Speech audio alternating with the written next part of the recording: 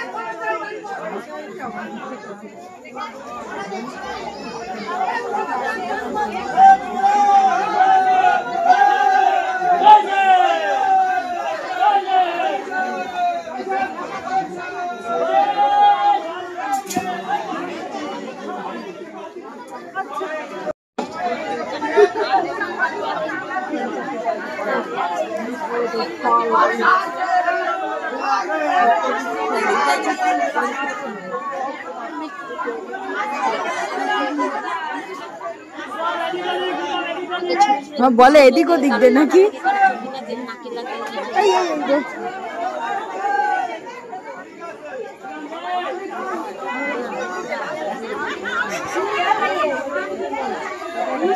এরে এরে ফলা দেবে কিচ্ছু হবে না জাল ধরছে সব তাই তুমি দেখো না প্রত্যেক বছর ওই তো করে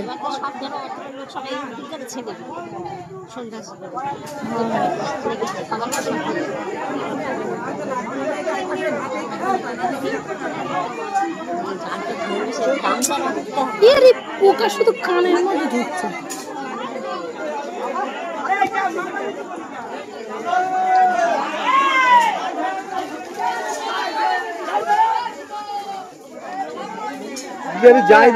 এইবার তো জালে দেবো আজকে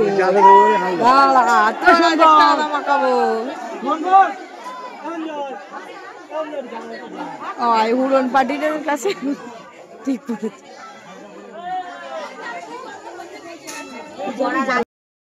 চড়ক শেষ করে বাড়ি চলে এসেছি। এদিকে পাশের বাড়ি আর কাকার বাড়ি নিমন্ত্রণ আছে। নীলের দিন একজনদের বাড়ি নিমন্ত্রণ ছিল, চড়কের দিন আরেকজনদের বাড়ি নিমন্ত্রণ।